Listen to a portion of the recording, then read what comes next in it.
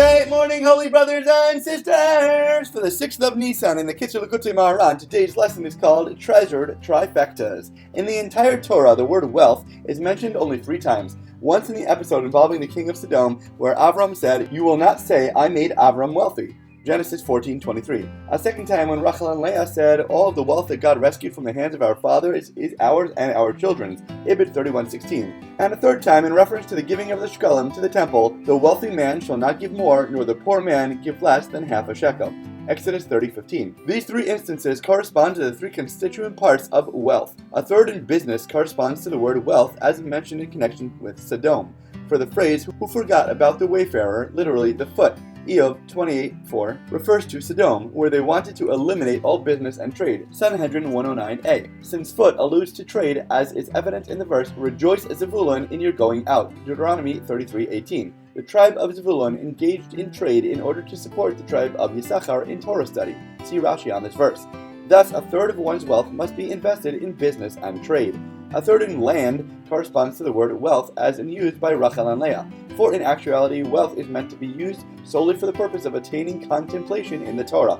But when wealth is not used for this purpose, it is nothing more than refuse, and is only for small-minded men and women. This is the meaning of what Rachel and Leah said, "All the wealth that God rescued from the hands of our father. Since it is not being used for the sake of contemplation, it is ours and our children's." That is, only for the small-minded men and women. But the verse continues as they address Yaakov, "As for you, do all that God has told you." Genesis 31:16. Since you, Yaakov, need the wealth in order to attain contemplation of God's greatness. This corresponds to the third of one's wealth, which should be invested in land, since it is stated a woman in this respect is like the land. See Sanhedrin 74b.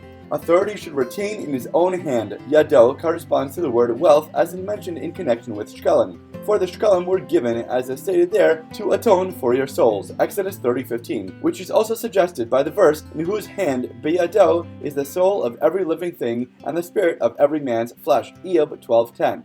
It seems with this section of the discourse that Rabbi is explaining what he wrote previously, that fear must infuse all parts of one's wealth. For even though he's focusing on fear and reverence of one's father and mother, it is nonetheless known that every concept within a given structure includes within it all other concepts, i.e. chesed within the structure of the spheros also includes givuros and tiferes, etc.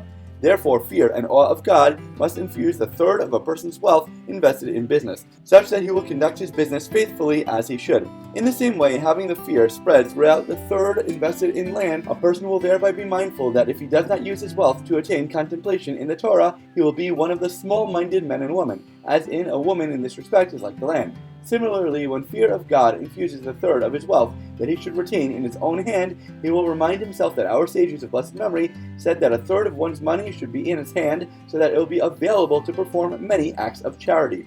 For such a person will be mindful that even though his money is in his hand, and the evil inclination prevails upon him not to show him compassion to the pauper, nonetheless isn't his soul in the hands of the Holy One, blessed be he? For a person's soul has the same spiritual root as his money. As in the verse, "For this money he gives over his very life." Deuteronomy 24:15. In light of this awareness, a person should give a great deal of charity in order to atone for his soul, as stated in connection with the shekalim, "to atone for your souls." Exodus 30:15, which is suggested by the verse, "In whose hand is the soul of every living thing and the spirit of every man's flesh." Eob 12:10. Awe and fear are revealed when barren women are granted children, and the greater number of barren women who are remembered, the greater the revelation of fear. Accordingly, Yitzchak, who embodies an extremely potent revelation of fear, as manifest in the phrase, "The dread of Yitzchak," Genesis 31:42, was conceived on Rosh Hashanah, Rosh Hashanah 11a. And when Sarah was remembered, many other barren women were remembered as well, as our sages of blessed memory taught in Bereshit Rabbah 53:8.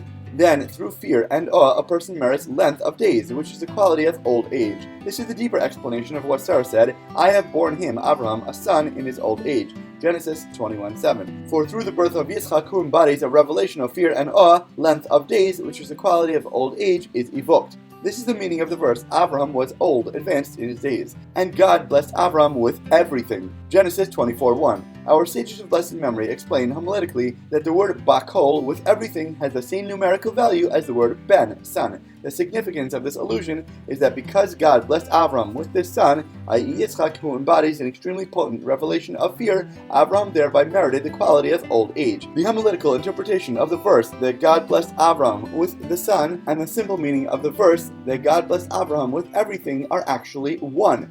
For it was already explained above, according to the simple meaning of the verse, that because Abraham possessed the quality of old age and length of days, consequently God blessed Abraham with everything, that is, with holy wealth. Thus, this verse may be read in two directions, from its end to its beginning, namely that by the birth of his son Yitzchak, through whom fear and awe were revealed, Abraham thereby merited length of days, and from its beginning to its end, namely that through this quality of length of days, Abraham thereby merited holy wealth. Understand this. May all barren women be beautifully blessed with bountiful brachas through babies.